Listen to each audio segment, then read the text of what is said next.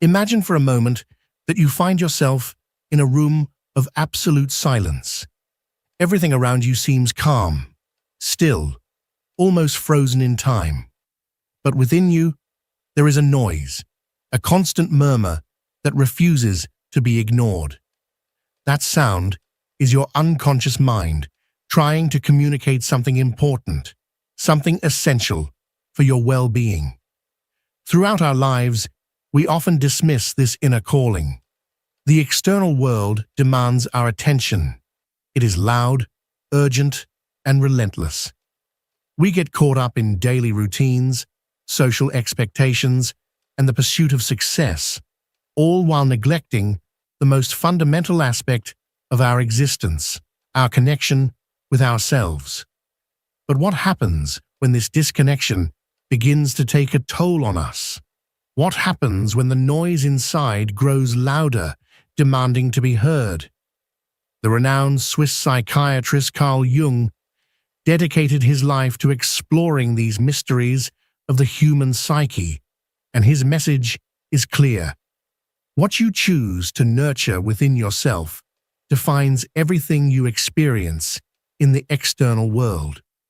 There comes a decisive moment in every person's life, a moment where we must choose between our inner peace and the relationships that surround us. It is not an easy decision. From an early age, we are conditioned to prioritize external acceptance, to mold ourselves into what society expects of us, often without fully understanding these expectations. We are taught that maintaining peace with others is an act of love. But Jung invites us to question this idea. How genuine is love when it requires sacrificing your authenticity? Every relationship we engage in leaves an imprint on our psyche. Some relationships uplift us, inspire us, and connect us to our true purpose. Others, however, drain us, make us feel insecure, and disconnect us from our essence. This emotional exhaustion is not random or accidental. According to Jung, it is the result of a deep misalignment between our conscious mind and our unconscious self. This disconnect happens when we ignore our inner signals, when we allow external pressures to dictate the course of our lives instead of listening to our own needs. Perhaps this has happened to you. You might be in a relationship that, on the surface, appears perfect. Others look at you and see harmony, stability, even happiness. Yet deep inside, there is a persistent feeling of discomfort, an unease that you cannot quite explain. That feeling is not a weakness, nor is it a flaw. It is your unconscious speaking to you, signaling that something is not aligned with your true nature. Ignoring these signals can lead to a state of chronic dissatisfaction, a condition where you slowly lose sight of your own desires and needs. Jung firmly believed that the unconscious does not communicate in direct language. It does not send you neatly worded messages. Instead, it speaks through symbols, dreams, and emotions. When something or someone begins to drain your energy, it is not a coincidence. It is an invitation to look deeper, to reflect on what part of yourself you are sacrificing to maintain that connection. Is it your peace, your self-worth, your authenticity? The real challenge, according to Jung, is not to avoid these situations, but to learn how to confront them. Analytical psychology teaches us that every conflict, whether internal or external, is an opportunity for growth. But to grow, we must first make a courageous decision to prioritize our inner peace above all else. This does not mean abandoning relationships altogether. It means learning to set boundaries, to say no when necessary, and to release what no longer serves us. Letting go is not easy. There is a natural resistance to leaving behind the familiar, even when we know it is harmful. This resistance comes from our shadow, the hidden part of ourselves that clings to the comfort of the known, even if it keeps us trapped in cycles of suffering. But Jung reminds us that true transformation happens when we face our shadow, not when we deny its existence. Integrating the shadow does not mean eliminating it. It means acknowledging it as a valuable part of ourselves.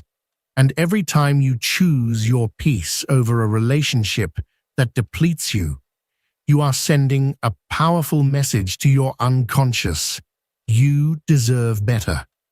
This seemingly small act has a profound impact on how you see yourself and on the kinds of relationships you attract in the future. When you align with your truth, when you honor your essence, the right people and experiences begin to appear, almost as if by magic. One of Jung's most powerful insights is that relationships act as mirrors to our soul. Everything that fascinates us, inspires us, or even irritates us in another person is, in reality, a reflection of something within ourselves. This concept can be difficult to accept, especially when dealing with relationships that seem to be the source of our unhappiness. But Jung invites us to look beyond the surface and ask, what is this experience trying to teach me? When you feel trapped in a draining relationship, the most common reaction is to blame the other person. But Jung believed that true power lies in self-exploration. Ask yourself, why am I allowing this dynamic to continue? What fear or insecurity is preventing me from letting go? These are not easy questions to answer, but they are essential for unlocking personal growth. The shadow plays a crucial role here. Many times, we are drawn to conflict-ridden relationships because those individuals represent aspects of our own shadow that we have not yet integrated. For example, a controlling partner might be reflecting your own lack of boundaries, while a critical friend might be highlighting an insecurity you carry within yourself. Recognizing these patterns does not mean accepting mistreatment. It means using these experiences as opportunities for transformation. Jung believed that personal growth does not happen in comfort. It happens in confrontation. This does not mean seeking out conflict, but rather having the courage to face uncomfortable truths about ourselves. When you choose your inner peace, you are not just letting go of what does not serve you. You are also facing your deepest fears: fear of emptiness, fear of loneliness, fear of change. Letting go is an act of immense courage. It requires a deep trust that something better is on its way, even if you cannot yet see it. Releasing is one of the most transformative steps in the journey toward authenticity. But letting go does not mean abandoning relationships or important situations. It means freeing yourself from what no longer resonates with who you are becoming. This process can be painful at first because it often requires shedding an old version of yourself, a part of your identity that you once clung to. However, in that empty space, in that void where something has been released, lies the greatest opportunity of all, the opportunity to be reborn, to rebuild yourself in a way that is more aligned with your true essence. Carl Jung taught us that when you choose to let go, you create space for new experiences, new people, and new opportunities to enter your life. It is much like tending to a garden. Before flowers can bloom, the weeds must be cleared away. This act of inner cleaning not only transforms your relationships, but also shifts the way you perceive yourself and the world around you. When you choose to prioritize your peace, something powerful happens. You begin to attract people and experiences that reflect that inner state. This is why choosing peace is not about avoiding conflict or running away from difficulties. On the contrary, the most meaningful relationships are often those that challenge us to grow, pushing us beyond our comfort zones. However, there is a crucial difference between a relationship that helps you become the best version of yourself and one that constantly drains your energy and pulls you away from your purpose. The key lies in discerning between the two and taking action accordingly. Jung emphasized the importance of listening to your intuition, that quiet, knowing voice that always has your best interest at heart. Intuition is not irrational. It is the language of the unconscious, a deep and ancient guide that connects you to your most profound truth. But to hear it, you must first learn to silence the external noise, to turn down the volume of distractions and expectations, and instead pay attention to your emotions, your dreams, and the subtle sensations in your body. These are the messages your unconscious uses to communicate what you need to know. When you choose peace, you are strengthening your connection with your intuition. You are sending a message to your unconscious mind that you trust it, that you value its wisdom, and that you are willing to act in alignment with your deepest truth. This choice not only enhances your emotional well-being, but also transforms the quality of your relationships. When you are at peace with yourself, you gain the clarity needed to set boundaries, to communicate effectively, and to attract relationships that are truly nourishing. Jung spoke extensively about the concept of the shadow, the hidden aspects of ourselves that we prefer to ignore because they do not fit the image we want to present to the world. But these suppressed parts of us do not simply disappear. In fact, the more we repress them, the stronger they become, often manifesting in our closest relationships in ways we may not immediately recognize. For instance, if you repeatedly find yourself in relationships where you feel undervalued or unappreciated, it may be a sign that somewhere in your shadow you hold a deeply ingrained belief about your own worth that has not yet been confronted. Perhaps, at some point in your life, you absorbed the idea that you are not deserving of being fully loved or respected. These unconscious beliefs act like magnets, pulling in people and situations that reinforce the same painful narrative. But this is not a punishment. It is an opportunity. It is an invitation to heal, to reframe the way you see yourself, and to shift the story you have been telling yourself for so long. Jung challenges us to do the inner work necessary to integrate the shadow. This is no easy task, but it is profoundly liberating. It requires observing our most uncomfortable emotions, recognizing our repetitive patterns, and examining the dynamics in our relationships. Instead of blaming others or external circumstances, we must ask ourselves, what part of me is creating this reality? What can I learn from this experience?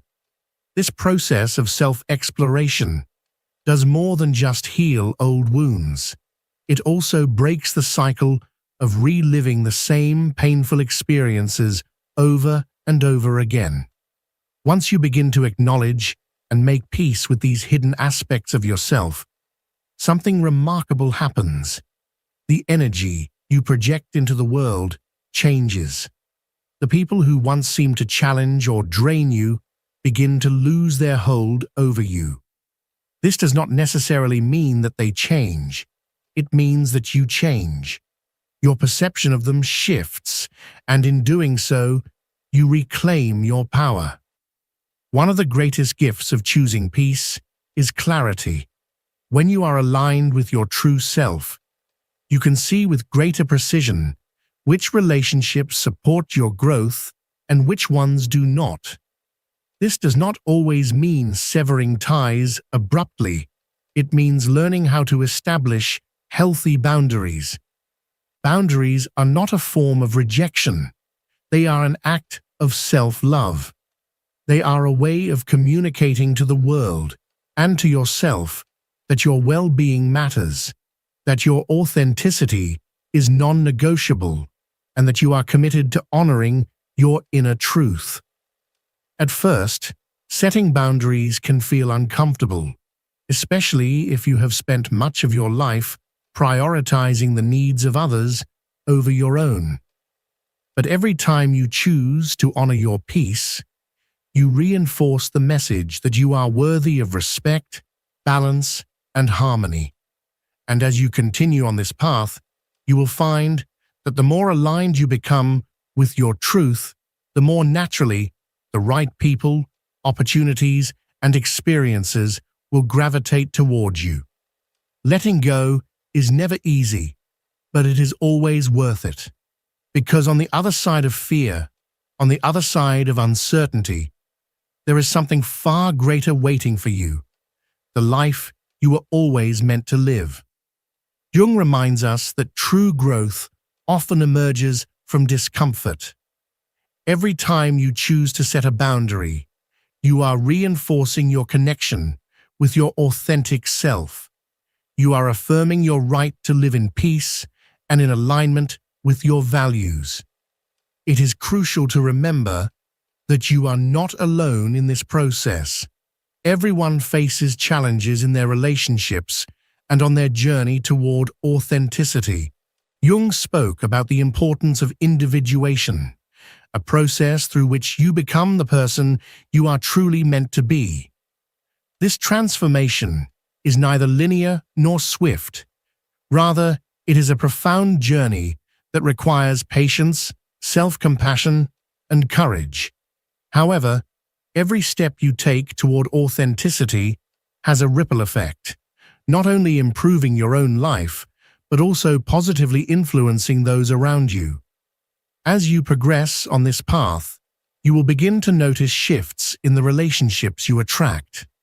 People who align with your true essence will start appearing in your life. These relationships will not be devoid of challenges, but they will be rooted in mutual respect, support, and shared growth. They will inspire you to become the best version of yourself, rather than demand that you sacrifice parts of who you are just to fit in. Jung also taught us about the power of synchronicity, those moments when it feels as though the universe is conspiring in your favor. These experiences are not mere coincidences. They serve as confirmation that you are on the right path. When you choose inner peace and align with your truth, you begin to experience more of these synchronicities. It is as if the universe responds to your decision to live in coherence with your inner self. As you integrate your shadow and prioritize your inner peace, you will start to notice something remarkable. Your perception of the world changes. Jung firmly believed that our external reality is a reflection of our internal state. This means that when you commit to inner work, healing old wounds, and aligning with your values, the experiences you attract will begin to transform as well. For instance, perhaps in the past, you found yourself drawn to people who reinforced patterns of emotional dependence or constant criticism. By confronting the roots of these patterns within yourself, you will naturally start attracting more balanced and fulfilling relationships. This shift does not happen by accident. It is a direct result of your willingness to face your inner shadows and reclaim your authenticity. One of the most powerful tools for facilitating this transformation is conscious reflection. Jung emphasized the significance of dreams and emotions as guides into the depths of our psyche. The next time you experience conflict in a relationship or a persistent sense of discomfort, take a moment to pause and reflect. Ask yourself, what emotion am I feeling? And what is it trying to tell me? What underlying pattern or belief might be influencing my response?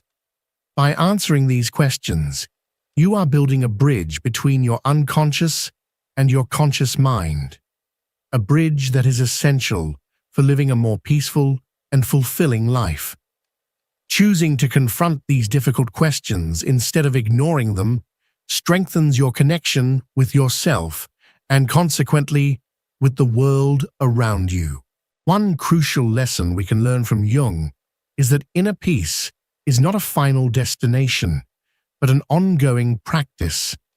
It is not something you achieve once and effortlessly maintain. Rather, it is a continuous choice that requires commitment and self-compassion. There will be days when you feel tempted to revert to old patterns, to compromise in relationships or situations that do not truly align with who you are. In those moments, remember that every choice matters. Even the smallest steps toward authenticity have a significant impact. Another transformative practice is learning to trust in synchronicity. When you choose inner peace and align with your truth, you will begin to notice how certain people, opportunities, and experiences arrive in your life at exactly the right moment.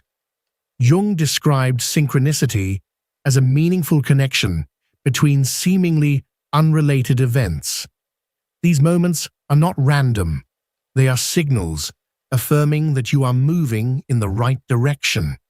For example, after letting go of a relationship that no longer served you, you might encounter someone who deeply inspires you, or you might stumble upon an opportunity that perfectly aligns with your values. These experiences are a confirmation that your choices are creating positive changes in your life. Trust these moments and allow yourself to keep moving forward, even if the path is not always clear. When you prioritize your inner peace and commit to personal growth, you also transform the relationships already present in your life. Not all difficult relationships need to end. Some can improve significantly when you shift your perspective. By setting clear boundaries, communicating honestly, and showing up authentically, toxic dynamics can dissolve, making space for healthier connections. However, it is equally important to accept that not all relationships are meant to last. Some people enter your life for a season, to teach you specific lessons or to reflect aspects of yourself that need healing. Letting go of these relationships is not a failure. It is an act of self-love. It is a recognition that you deserve to surround yourself with people who support, inspire, and celebrate your authenticity. When you begin to live in alignment with your true self and choose inner peace over relationships that do not resonate with you, something profound starts to happen. You reconnect with your purpose. Carl Jung spoke of individuation as the profound journey through which a person becomes who they are truly meant to be. This process is not simple, nor is it always comfortable, but it is essential for achieving a life filled with meaning, fulfillment, and authenticity. Individuation requires breaking free from external expectations, societal roles, and the limiting beliefs that have accumulated over time. Instead of merely conforming to what others expect of you, you begin to explore who you really are and what you wish to contribute to the world. This transformative journey not only reshapes your personal life, but also profoundly influences the relationships you choose to maintain. When you are aligned with your true purpose, relationships that no longer resonate with your path tend to fade away naturally. There is no need to force separations or create conflicts. Rather, connections that do not support your growth will naturally lose their place in your life. At the same time, you will find yourself attracting individuals who share your values and who genuinely support your evolution. Jung also emphasized the importance of balancing the opposing forces within ourselves. Every human being is a mixture of contradictions, light and shadow, reason and emotion, intuition and logic. Inner conflict arises when we deny a part of ourselves in favor of another. For instance, you may feel drawn to relationships that provide security yet suppress your spontaneity, or to people who challenge you but fail to respect your boundaries.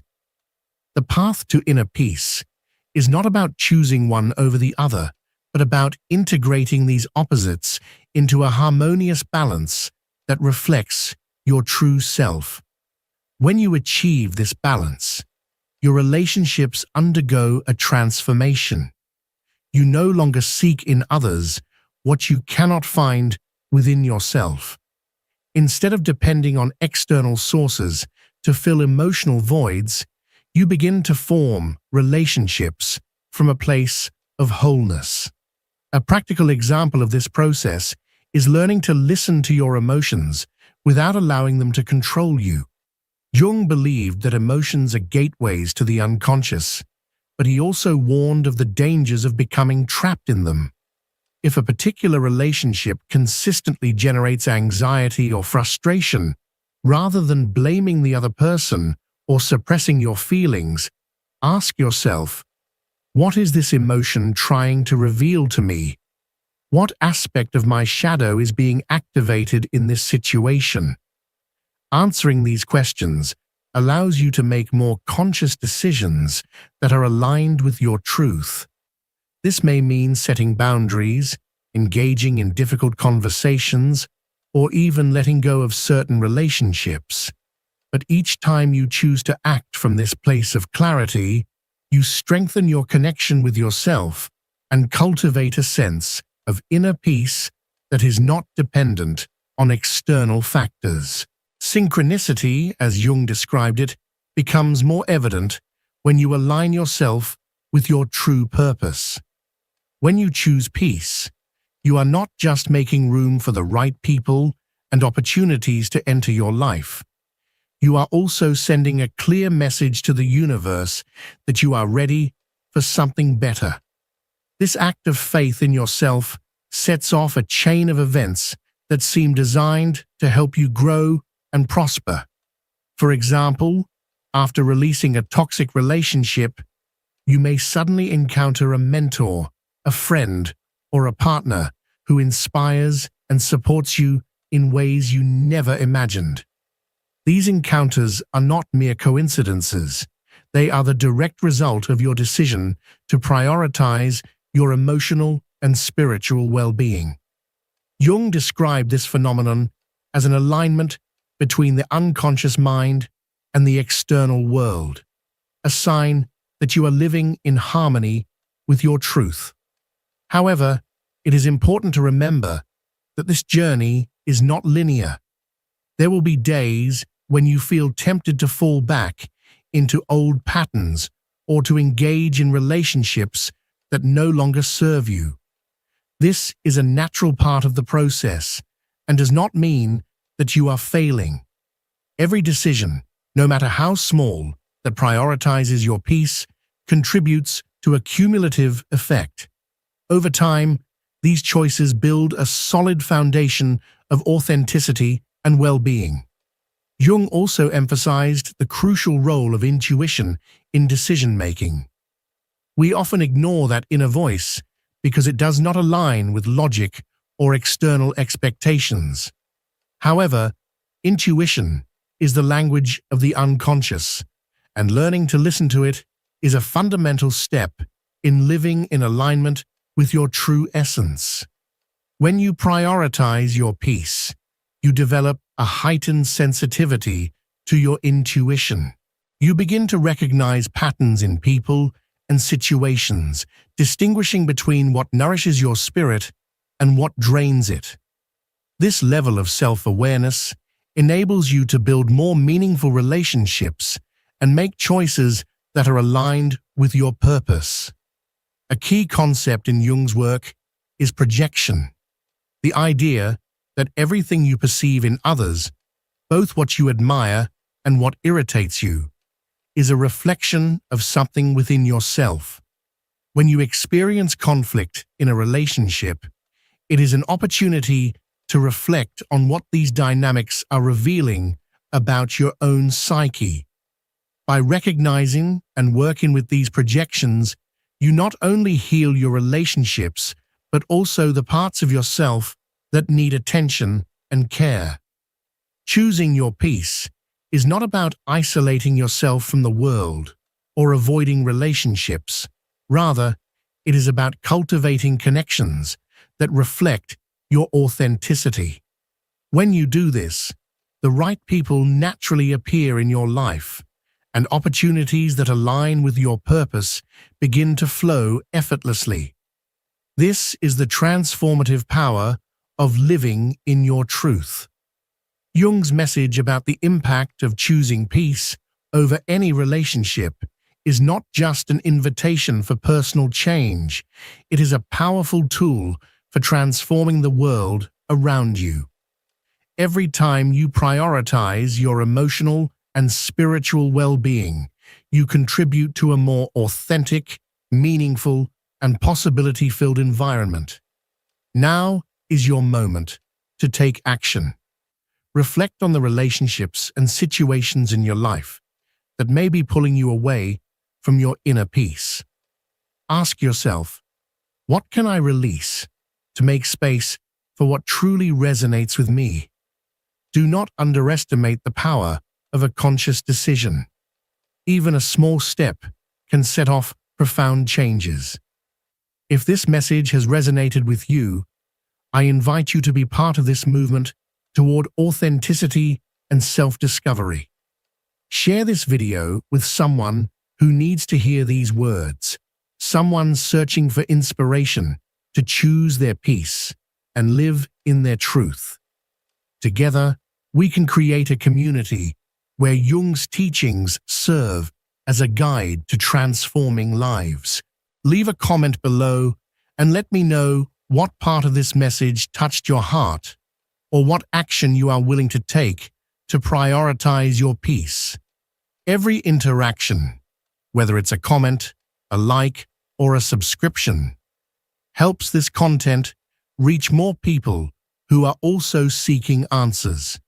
If you haven't already, subscribe to the channel and turn on the notification bell so you won't miss future videos. This is just the beginning of a conversation that has the potential to change lives, including yours. Remember, transformation starts with you.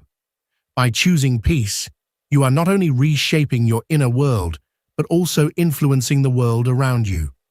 Thank you for being part of this community. See you in the next video. Your authenticity is the greatest gift you can offer the world.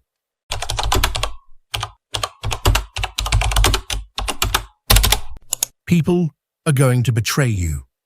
That's not a guess, not a possibility. It's a certainty.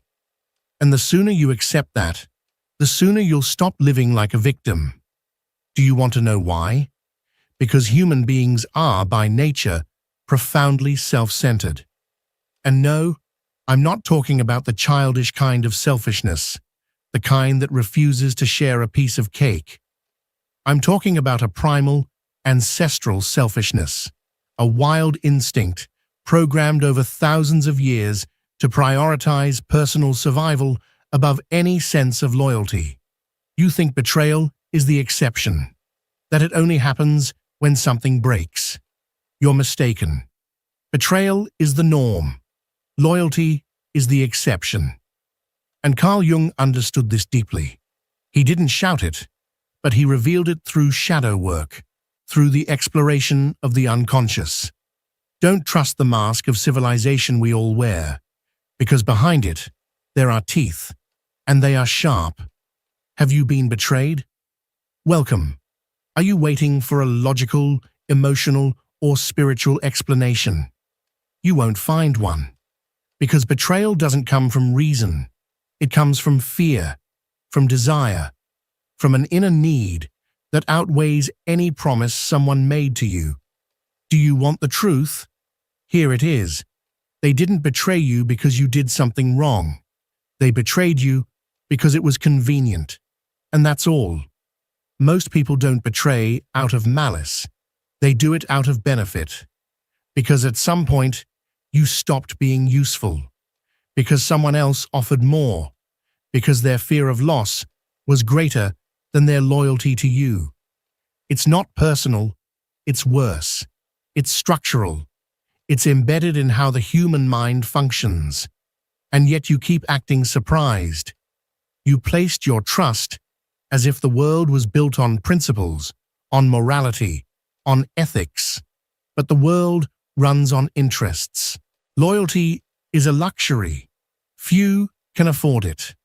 Want a brutal truth? Never expect someone to act in your favor if it goes against their own. Because the moment their interests collide with your well-being, they will crush you. And they won't even feel guilty. Because the human mind is brilliant at justifying its actions. They'll betray you, turn their back on you, and convince themselves they did the right thing. They'll say they had no choice, that it was an accident, that they didn't want to hurt you. And the worst part? They'll believe it. They tell themselves that story so they can sleep at night. But you're the one left with the wreckage. Let me make it even clearer. If you expect the world to be fair to you, just because you're fair to others, you're heading straight toward martyrdom. No one will repay your kindness. No one will respect your values if they clash with their desires. And here comes the most painful question. Why did that person betray me? The answer is simple. Because they could. Because there were no consequences. Because it cost them nothing. And here comes the first psychological punch. People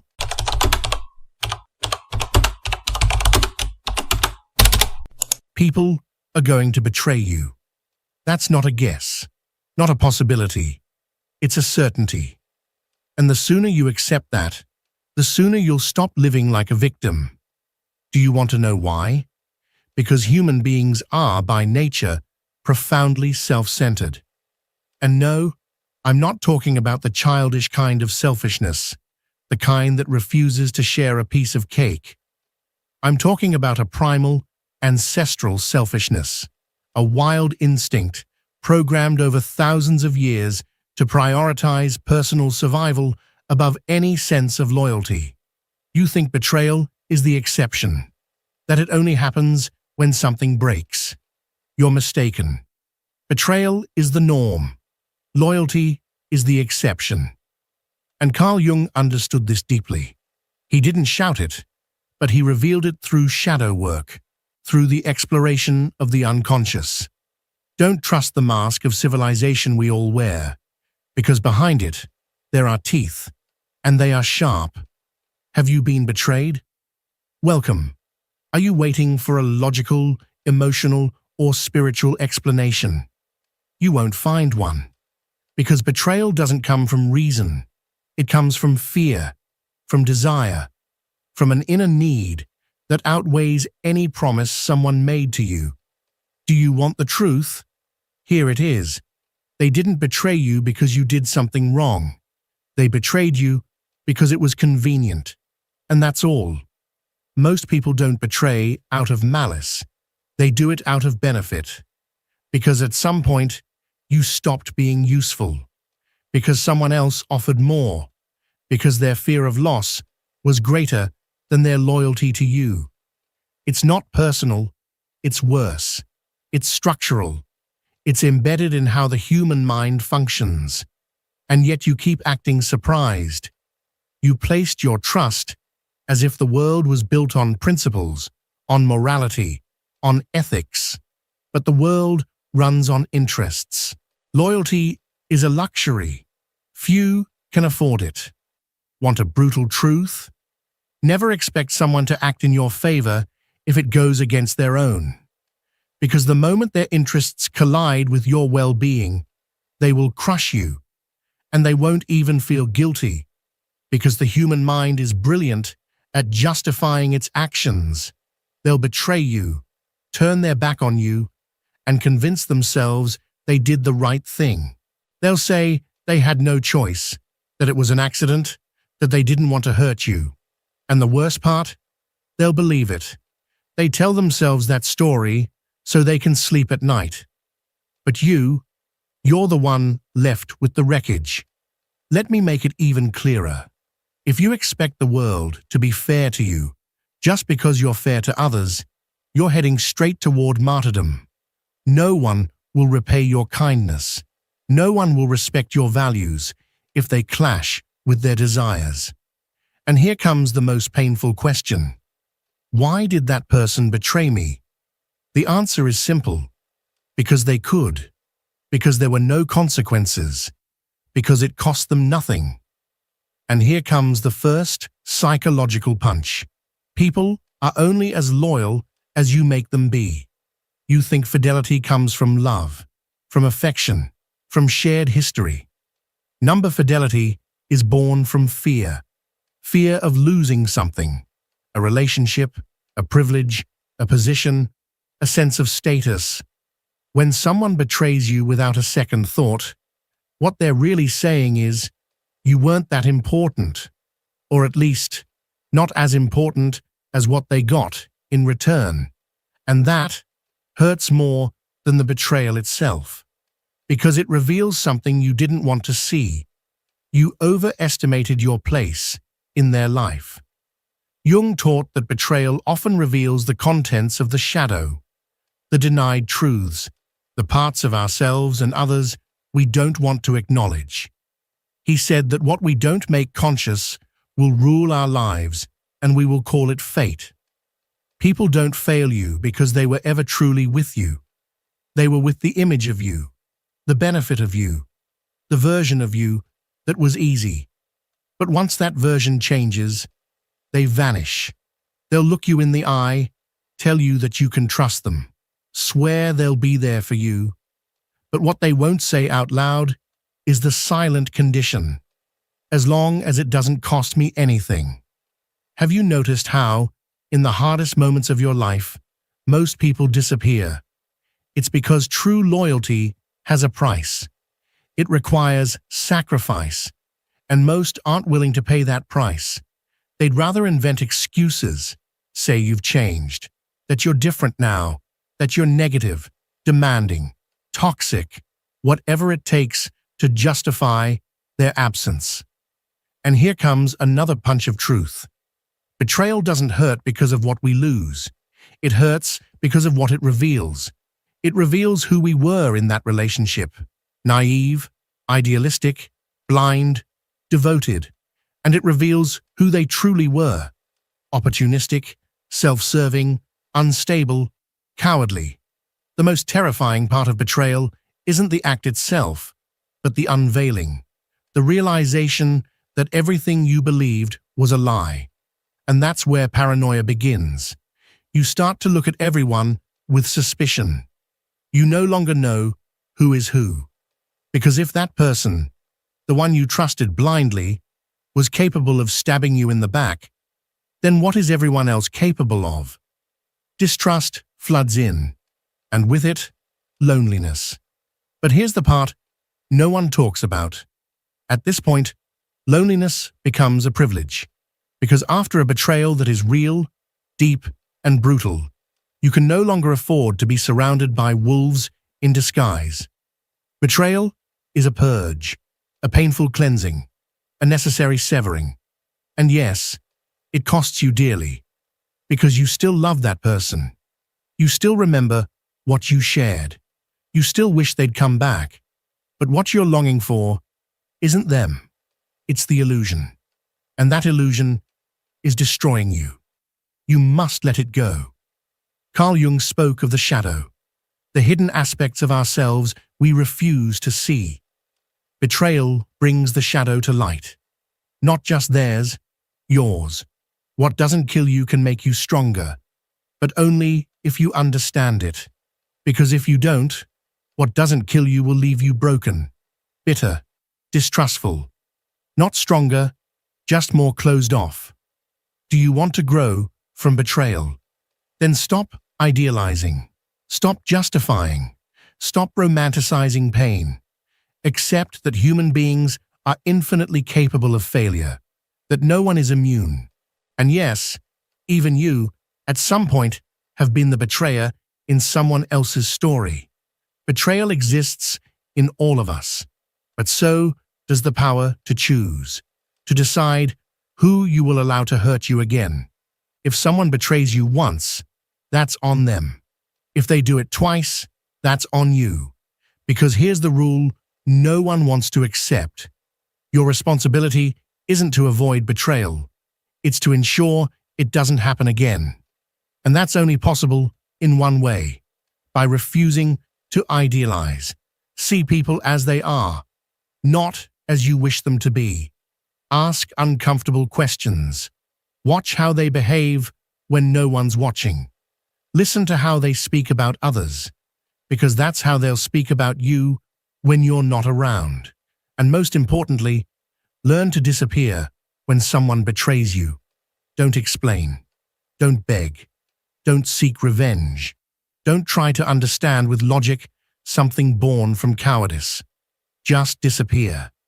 The harshest punishment for a traitor is your absence, your silence, your void.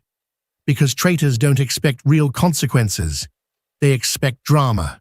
They expect tears. They expect attention. Give them the one thing they don't expect, nothing. And build from the pain, the rage, the abyss. Make that betrayal your foundation. Not to prove anything to them, but to remind yourself that you're alive, that you're awake, that you don't need anyone who can't hold true to their word. Remember this: betrayal reveals, but it does not define. You are not what was done to you. You are what you do with what was done to you. And if you can stare betrayal in the eyes without becoming what you hate, then you have won. Because right there, in the fire, in the silence of abandonment, is where the unbreakable are forged, the ones who need no one to be invincible. And you know what's the hardest part? When someone betrays you, they don't just shatter your trust in them, they also break the image you had of yourself. Because if that person, the one you gave your affection, time, and secrets to, could destroy you without blinking, then what does that say about you?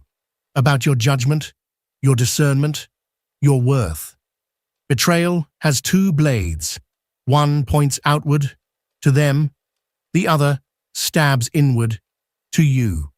Because when someone betrays you, you don't just think, they failed me. You think something far more dangerous. I was foolish enough to believe they wouldn't. And that thought, that's the one that breaks you. Because it makes you doubt yourself. It shakes your grip on reality. It makes you question everything. It paralyzes you. And here's where the devastation lies. Betrayal doesn't just destroy relationships. It destroys identities. Your identity was tied to that person, that story, that trust. And when it all collapses, you're left without a ground to stand on. You don't know who you are anymore, because you can't look at yourself with the same eyes. You can't even trust your intuition. Do you see it now? Betrayal is an inner fracture. It doesn't stay in the act. It settles into your perception. It becomes an echo, a constant doubt, a wound no longer on the skin, but in the way you see everything. And the worst part? You learn to live with it. You learn to distrust everyone, to never show too much, to never fully give, to live halfway, believing that it protects you, when in truth, it just locks you away. Do you know what betrayal does? It turns you into what you swore you'd never be: cold, calculating, shielded. But that shield, the one you think protects you, also keeps you from feeling, from connecting, from creating anything real. Betrayal leaves a scar so deep that if you're not careful, it turns you into a betrayer too. Because when trust dies, when everything feels like a threat, when you live anticipating the next wound, then, without knowing it, you betray yourself, your empathy, your essence, your ability to trust. It's the perfect cycle of trauma. I was hurt, so now I protect myself by hurting first. They won't betray me again, because I won't give them anything they could use against me. But there you are, alone, armed to the teeth, and hollow inside. And this is where something even darker appears: self-deception. After betrayal, the psyche activates a survival instinct, and one of its most subtle defenses is rewriting the story.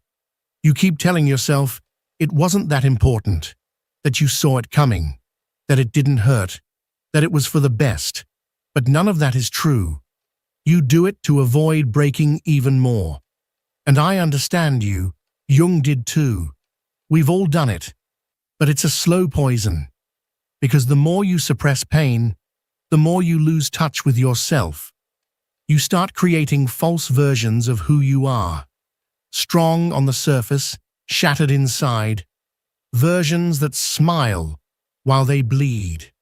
That say, "I'm fine," while they quietly collapse. Want to know what Carl Jung would say about that? That you're drifting away from the self, that you're repressing your shadow, that you're denying your own humanity out of fear of suffering. Because betrayal forces you to choose. Either it destroys you or it transforms you. Here's a brutal truth.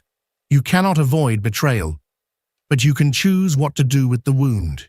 You can let it rot you from the inside, or you can turn it into a mirror, one that shows you who you were, who you became in that relationship, what you ignored, what you tolerated, what piece of yourself you sold to hold on to something already broken. I know it sounds cruel, but there's a part of you that allowed the betrayal. You didn't cause it, but you did endure it. Because, at some level, we all know exactly who we're dealing with. We just pretend not to see when it benefits us. You cling to false signals. You ignore the red flags. You justify toxic behaviors because the need to feel loved, to belong, outweighs your instinct to protect yourself. Until one day, everything shatters, and there you are, alone, holding the fragments of a truth you never wanted to face. Then the deepest fear arrives. What if I can never trust again? And it's not just about the other. It's the world, the structure, the invisible threads of every connection. Everything feels corrupted. You believe loyalty no longer exists. But that's not the truth. Betrayal makes you see the world as a battlefield. But reality is more subtle. Not everyone will fail you. But you must learn to see differently, to watch what people do, not just what they say, to notice how they treat those who offer them nothing, to observe how they behave when no one's watching. Because that's where the truth lives, in the invisible. And yes, you'll have to let go of many connections. You'll need time alone. You'll need to rebuild your intuition from zero. But that's the only way back to yourself. Because betrayal isn't overcome with anger. It's healed through reconstruction. Rebuilding your inner world. Redefining your limits. Healing your identity. And when you do that, only then, you can trust again. Not blindly, not like before, but with clarity, with strength, with awareness, with open eyes. Don't let a betrayal define your entire story. But don't ignore it either. Don't drown the pain in noise. Don't pretend it didn't leave a mark. Because if you do, you're condemning yourself to repeat it, watch it, study it, learn from it, then rise, wiser, colder, more selective, but never empty. Now let's go even deeper into the darkness.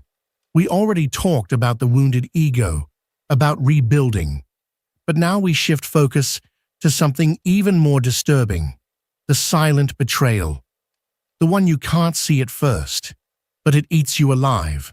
Not an action, but an absence, a quiet abandonment, a void.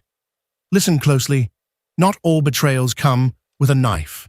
Some arrive disguised as indifference, as silence, as emotional distance, and those are the deadliest ones.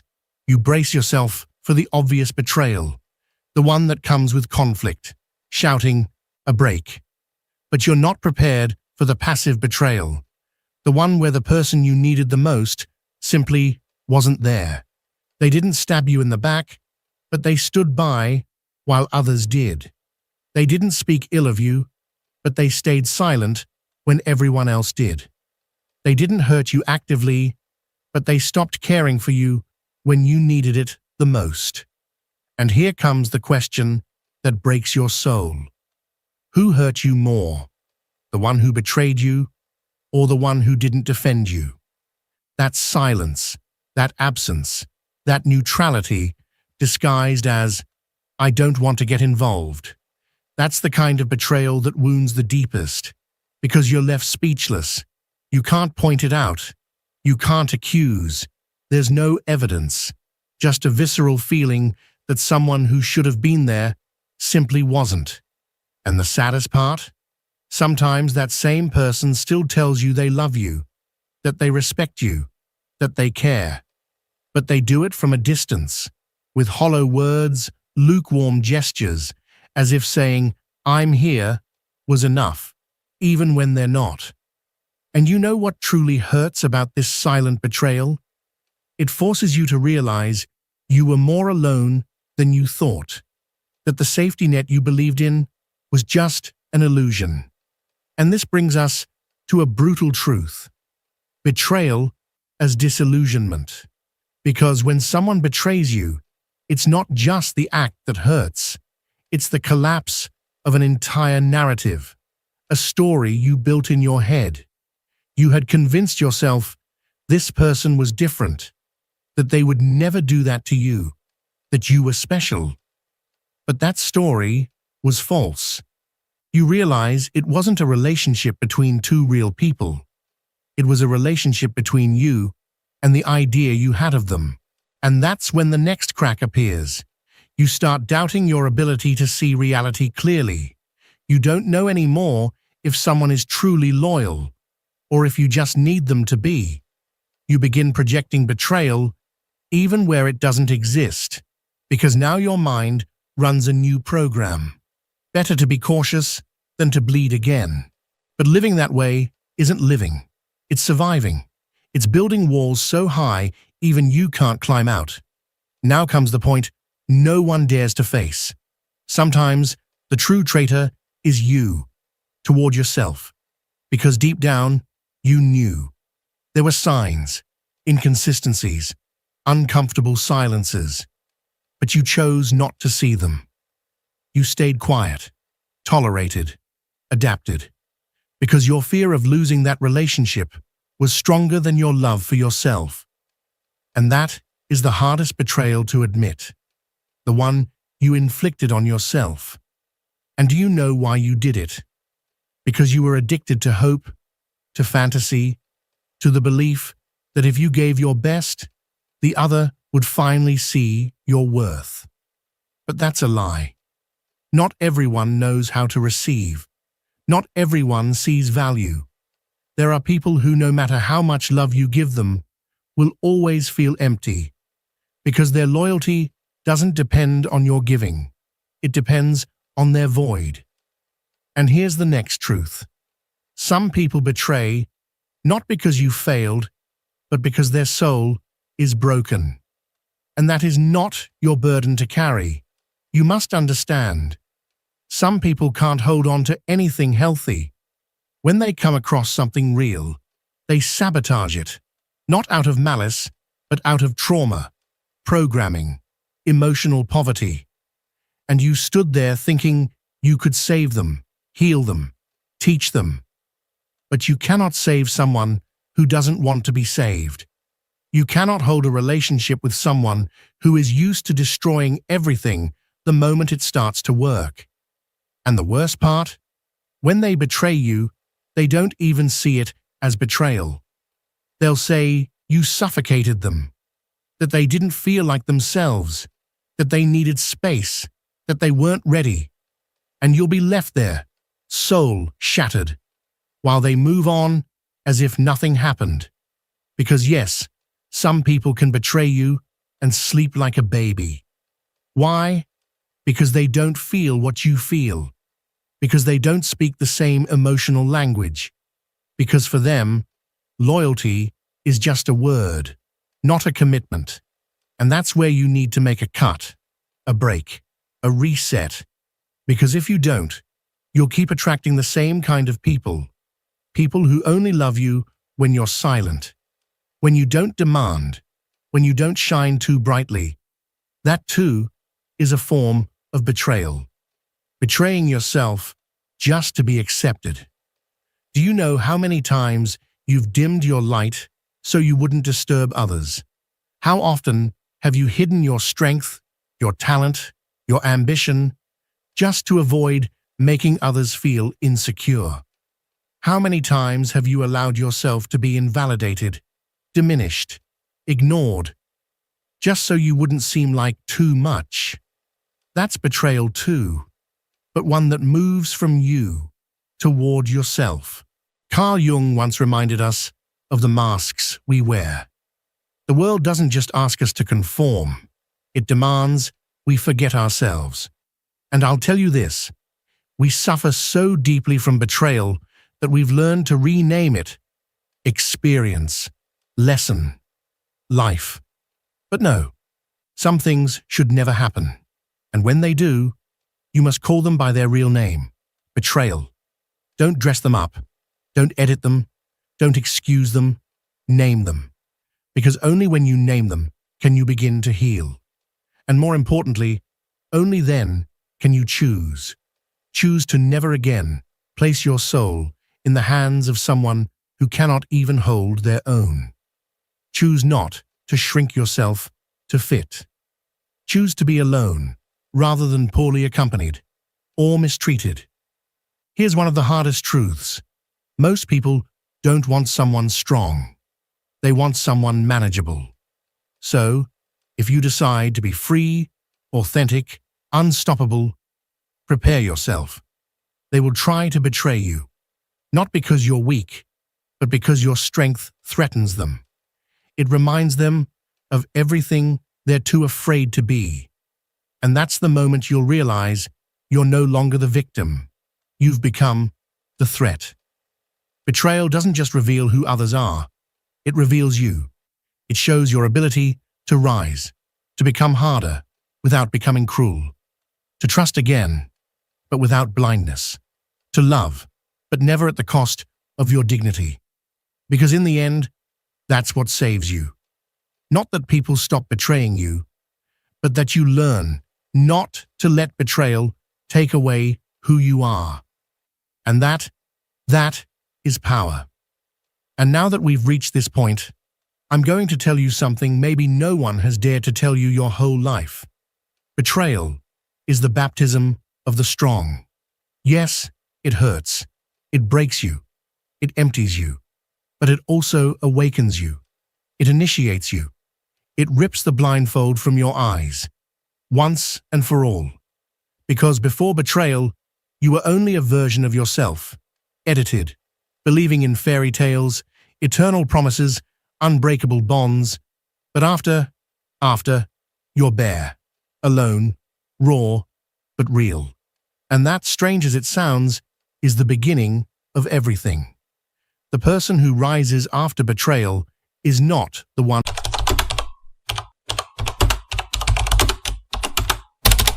You are not here by accident. Something deep within you brought you to this video at this exact moment in time. And once you finish listening, you'll begin to understand why. Carl Jung once said that the soul doesn't always awaken through light, but rather through wounds. True awakening doesn't necessarily come during times of peace and stillness. It often arrives when something inside you breaks just enough to make you look inward. If you're going through a deep emotional pain right now, you might not fully realize it yet, but that pain didn't come to destroy you. It came to transform you. It is not here as a punishment, but as a catalyst for something bigger. There are clear signs that what you're experiencing is not just suffering. You're going through a spiritual awakening. One of the first signs of this is when the pain you're feeling begins to challenge the beliefs you used to hold as absolute truth. That emotional impact, the one that left you breathless, the wound that still throbs inside of you, it didn't only bring sadness or confusion. It also caused a crack in the way you perceive life. And through that crack, awareness begins to enter. What once seemed unquestionable, what once formed the foundation of your identity, now starts to lose meaning. The beliefs you built your life around begin to crumble, piece by piece. And yes, that collapse might have frightened you. It might have left you feeling lost or empty. But in truth, it was the beginning of something much deeper. It was the start of an internal cleansing. When pain shakes you from the inside, it forces you to confront things you had long avoided. Not because you're weak, but because you're no longer able to maintain a version of yourself that no longer reflects who you are becoming. That internal rupture is not a curse. It's a reconfiguration of your consciousness. It's a signal that your soul is no longer willing to live in unconsciousness. It's ready to awaken, no matter how much it hurts. That moment of rupture, although it may feel like an ending, is actually a rebirth. When pain begins to tear down the mental structures that once held you together, the experience is far from easy. You feel as though you're losing control, as if the ground beneath you is no longer solid. But that loss of control is necessary, because only by falling out of what is familiar can you finally come into contact with what is real. That pain doesn't only take things away from you, it also reveals things. You begin to realize how many decisions you made out of fear, how many relationships you held onto out of need, how many versions of yourself were crafted not for authenticity, but simply to please others or survive. This recognition is uncomfortable, yes, but it is also incredibly freeing. It's in that moment that you start to see clearly what was always there, but you had refused or were unable to see before. The mind will resist because change hurts. The ego will cling to the old, to the safe, to the known. But the soul, quietly and patiently, gives thanks. Because with every mental structure that collapses, a space is created. And in that space, something new begins to bloom. This new version of yourself does not come from comfort. It is born from inner cracking, from the pain you chose not to numb, but to confront, to feel, to pass through. That, although many people may not understand it, is a deeply spiritual act. It is your soul taking the wheel, guiding you forward. And even though the process may feel dark and uncertain, it is profoundly sacred. The second sign begins to manifest when something within you changes, not on the surface, but deep in the core of your being. It's when your sensitivity intensifies, sometimes so subtly that you don't even notice it right away. But gradually, unmistakably, you start feeling more, not just emotionally, but energetically, spiritually. This shift doesn't happen randomly. It often begins in the aftermath of pain. Since that moment when suffering entered your life, something fundamental within you was altered. That pain didn't just change how you think. It awakened your ability to feel with greater depth, with sharper clarity. Suddenly, you find yourself more attuned to your environment, more alert to emotions, energies, and truths that once slipped past you unnoticed. What you used to overlook becomes impossible to ignore. And this isn't by chance. It's one of the clearest ways the soul begins to awaken. Deep emotional pain has the peculiar power to dissolve the mental and emotional filters that once shielded you from the world. It doesn't destroy you. It opens you. It strips away the armor, leaves you raw, exposed, vulnerable, but also profoundly receptive. In that open state, the superficial loses its grip. You no longer get distracted by appearances. You're no longer swayed by hollow words or empty gestures, because now you feel. You feel what resonates and what doesn't. You feel what's real and what's performative. You feel what lives and what is merely pretending to live. This newfound sensitivity may feel uncomfortable at first. It may even hurt. It can make the noise of the world unbearable and the chaos around you overwhelming. But it's also a gateway, a portal to transformation. Because once you're cracked open like that, you no longer move through life out of habit or inertia. You move with intention, with awareness. You begin to inhabit yourself in a new way. You start seeing the world with a depth and intensity that you never knew existed. What once felt flat and one-dimensional now holds layers of meaning. And although this transformation can be painful, it's also profoundly liberating. You begin to live on a different frequency, one that is more authentic, more aligned with your essence. In this new space, emotions are no longer denied or buried. They are honored, listened to. Wounds are no longer hidden away in shame. They are acknowledged and integrated into your being. Pain, once viewed as the enemy, becomes something else entirely. A teacher, a guide.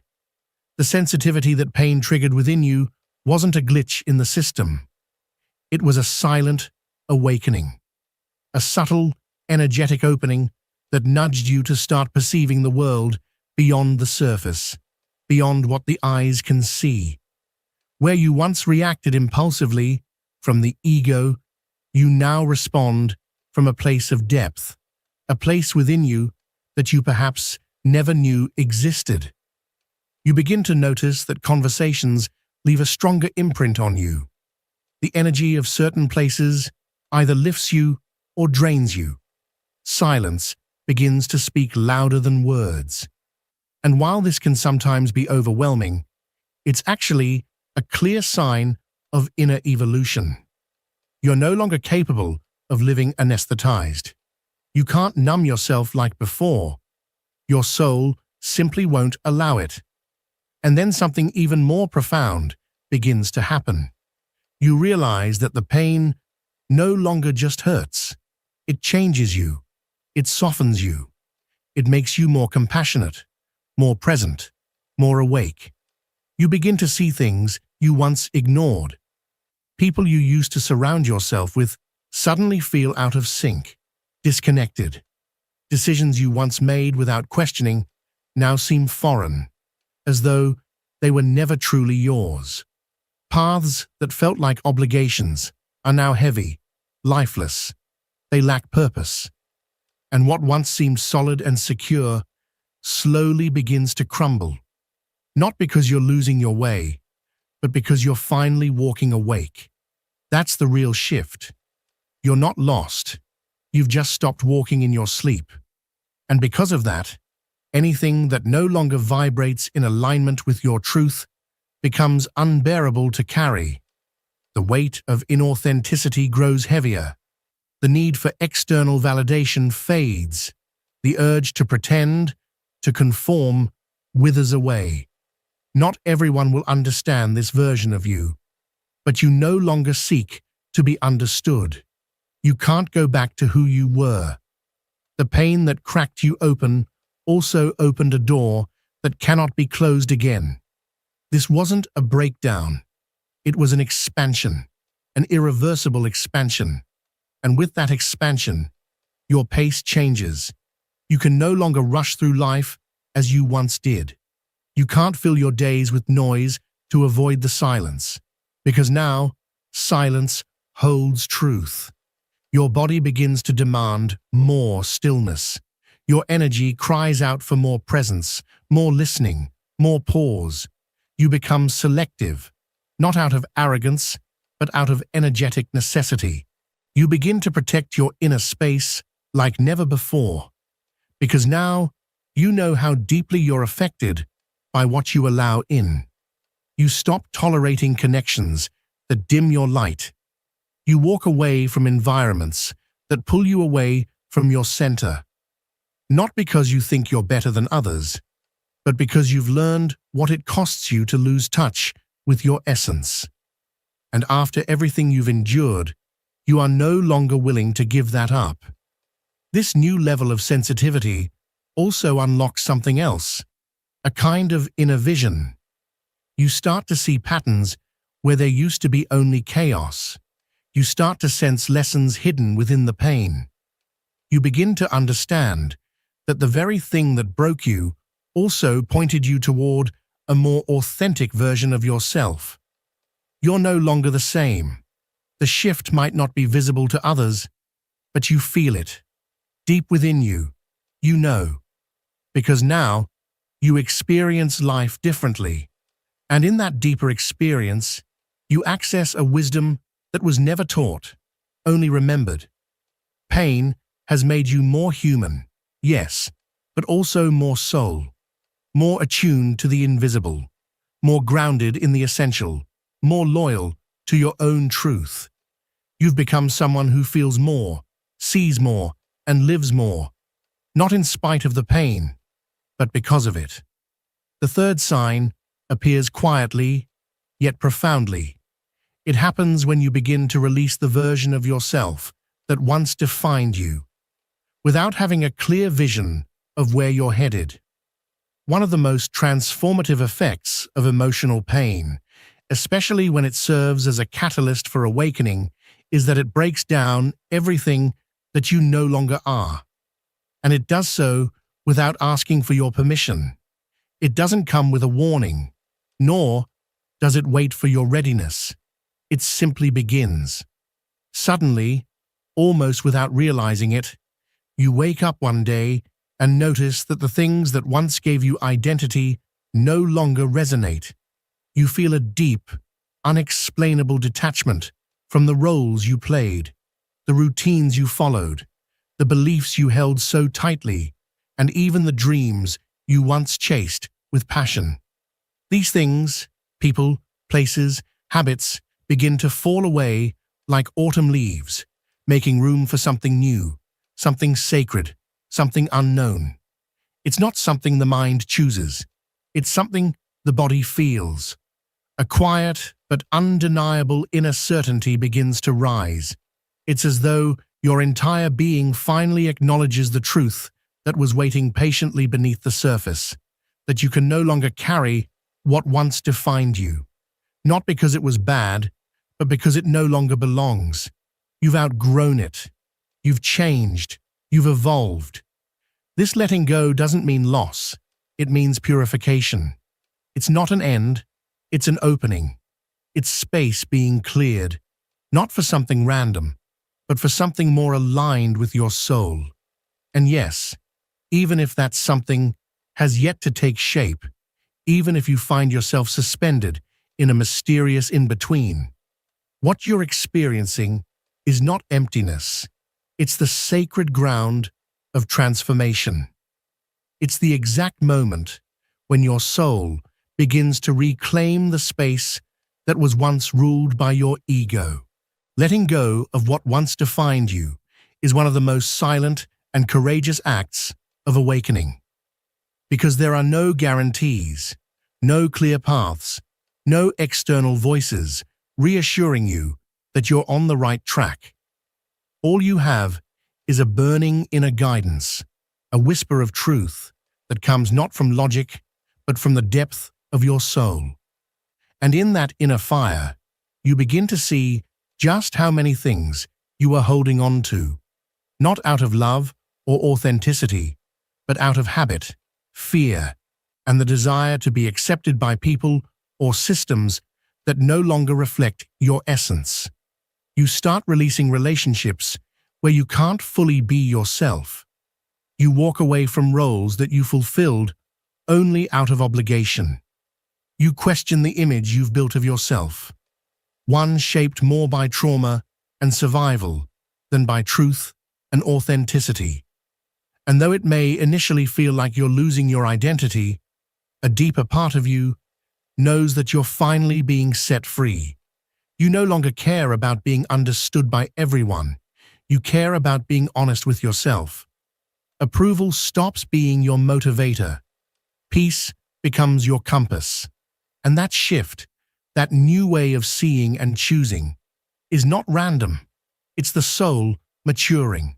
A maturity that doesn't come from age, but from breaking open and refusing to run away from yourself. You may feel lost, yes, confused perhaps, because the old has crumbled and the new has yet to fully form.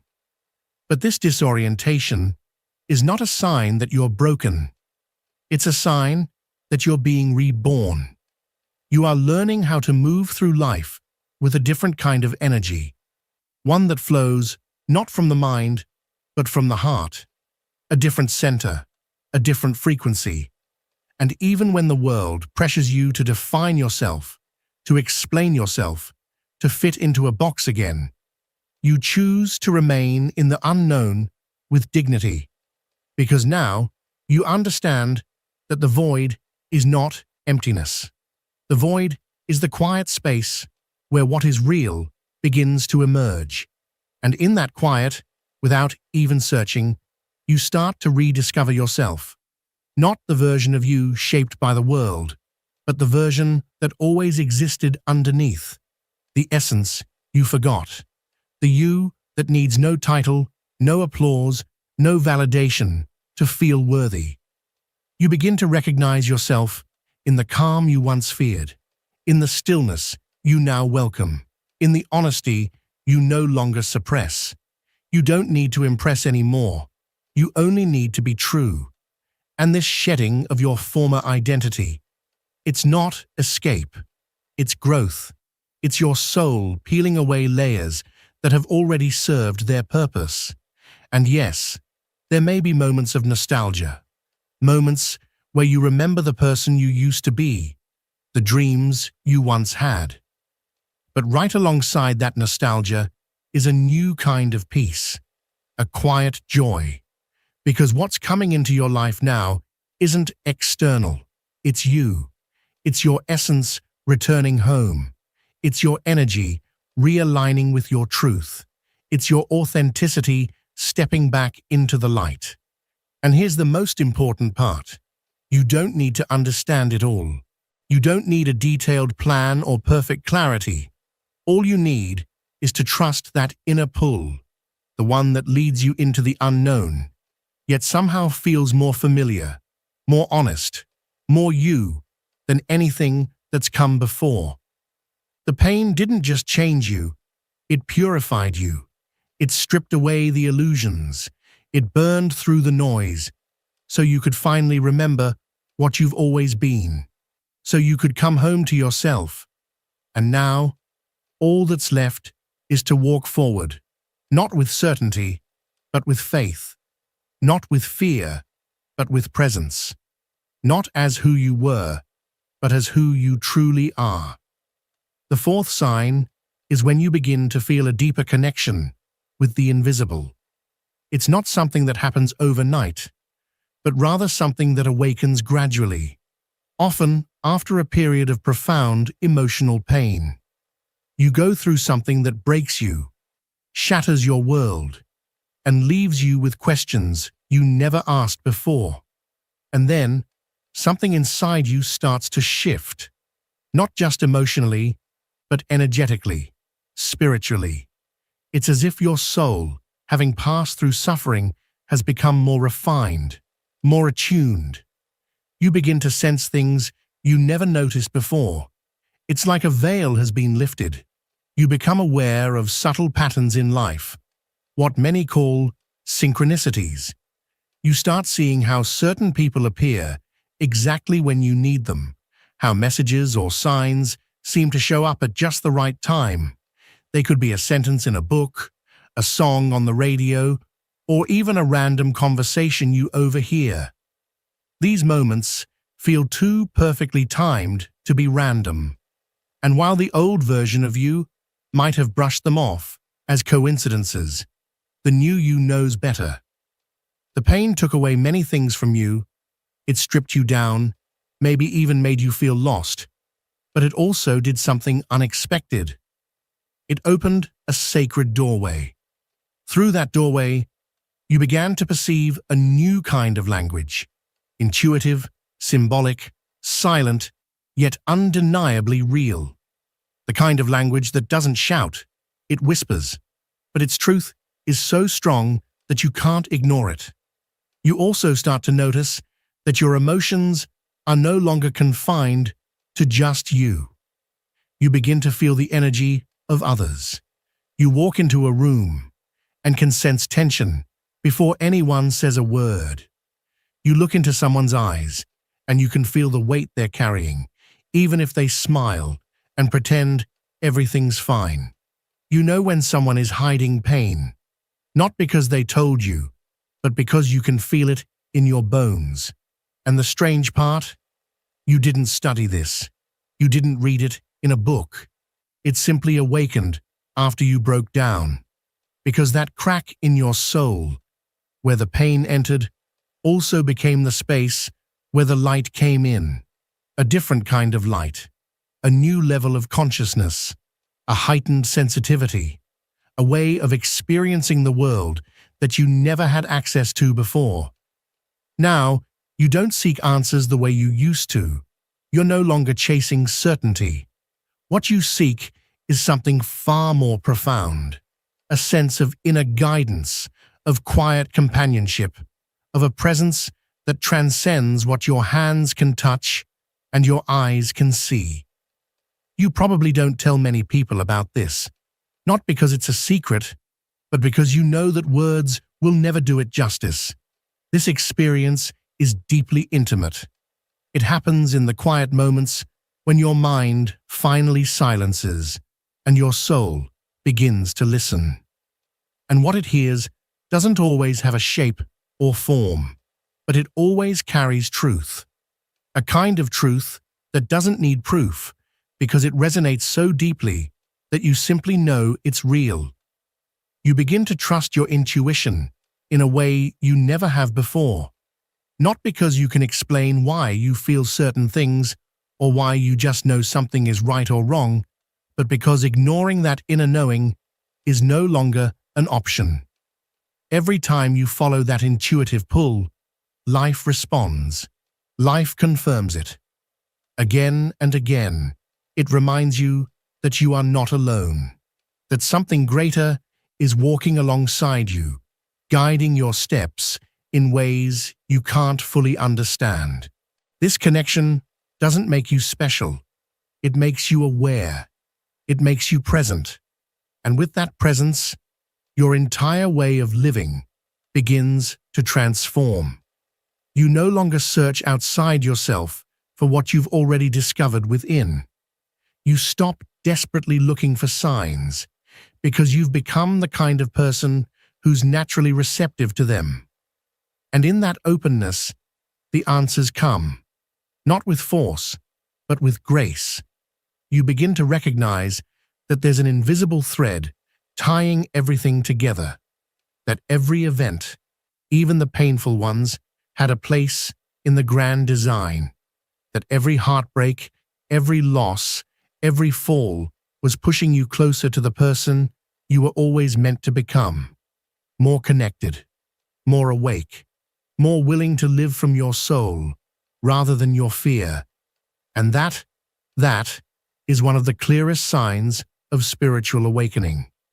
You can no longer live disconnected from the invisible realms because they now live inside you. Over time, this connection becomes your refuge, not a place to hide, but a place that holds you steady when the world outside begins to tremble. It's like tuning in to an inner frequency, a vibration that soothes you, guides you, reminds you of who you are. And from that place, you begin to live.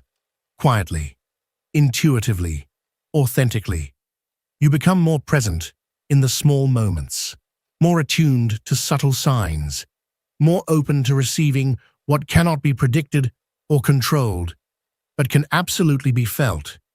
You stop forcing the path. You begin to move with what resonates, and you gently let go of what drifts away, without needing to know why. Because now, you trust that there is a greater order at play, one that doesn't always make sense to the mind, but speaks deeply to the soul. And something powerful begins to happen in that trust. Your energy shifts. And as your energy changes, so does everything you attract. Life starts to meet you where you are. When you are aligned with the invisible, the visible begins to organize itself around that alignment. You no longer need predictions, or validation, or guarantees. All you need is that inner voice you've come to recognize as your own. That gentle whisper that has been with you ever since pain cracked you open. That presence that now walks with you, silently, steadily, carrying you closer and closer to your true purpose. And the fifth sign is this. You've stopped fighting what you feel, and you've finally started to listen.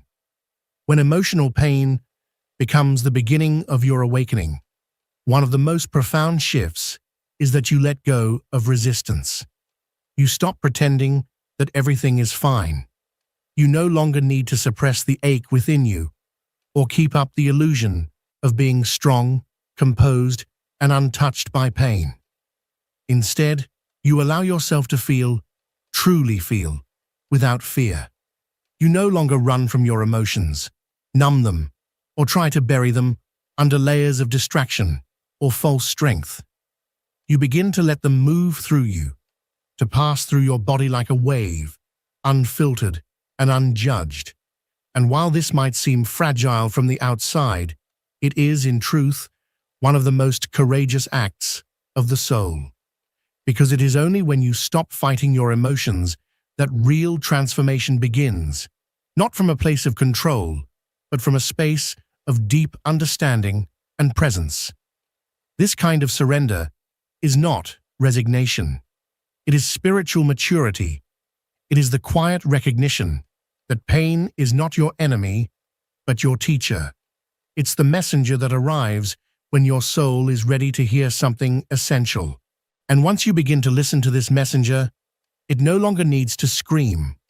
It begins to speak softly, with clarity, and you begin to understand, not just intellectually, but deeply, in your bones, in your breath, in the stillness of your being. That understanding changes everything. Because when you stop fighting what you feel, you stop splitting yourself into fragments. You no longer have a part of you trying to move forward while another part is left behind, wounded and ignored. Now all of you becomes presence. Now all of you comes home. Allowing yourself to feel doesn't mean you'll remain trapped in the pain. It means you begin to acknowledge that every emotion carries a message, a truth. And when you honor that truth, the emotion no longer needs to repeat itself. Anger stops being something you need to control. It becomes something you need to understand. Sadness stops being a weakness. It becomes the cleansing water that washes away everything that no longer serves you. Loneliness stops feeling like punishment. Instead, it becomes a sacred space, a quiet temple within, where you finally begin to hear your own voice, where your essence speaks. And when you choose to live like this again and again, you begin to move from a different place, from an inner honesty that doesn't seek perfection, but seeks alignment, coherence. You no longer feel the urge to explain what you're feeling, or to justify it, or hide it. You simply live in it, embody it. And in that act of embodiment, something deep within you is set free. Because listening to what you feel is, in truth, listening to your soul. And when that happens, awakening stops being a distant spiritual idea and becomes an embodied experience. It becomes a way of living, with an open heart, with a receptive body, and with an awakened soul. Listening to your emotions means you no longer have to break yourself apart just to be accepted. You stop forcing yourself to keep going when your inner world is asking for stillness. You stop repressing what moves through you just to appear strong. You begin to live in alignment with your inner world. And though this may not be visible to others, it brings you back to yourself. You no longer need anyone else to validate your process, because the deepest validation arises from the silence within you. The silence that arrives when you finally stop betraying yourself, when you finally say, "This is what I feel, and that's okay. This is who I am right now, and that too is valid." And from that place, something entirely new is born. A quiet strength, a softness that stands firm, a self no longer built from defense, but from integration. Because when you listen to what you feel, you stop fighting your own story. And when the battle ends, healing begins, not with words, but with presence. Pain no longer defines you. It transforms you. It becomes the space in which your consciousness expands, where every part of who you are is allowed to exist. You no longer have to choose between your light and your shadow, because you now understand that both are essential to your awakening. You've stopped fighting yourself. And that, perhaps, is the greatest act of love you can offer your soul. Thank you for being here. If, while listening to these words, you felt something move inside you, don't ignore it. It's not random. It's not a coincidence. It's your soul recognizing itself. It's a reminder that you are not broken. You are awakening. Carl Jung once said that the encounter with oneself often begins with pain, because only through darkness do we truly learn to see the light. And if you are in that place right now, if you're walking through that darkness, you are not alone.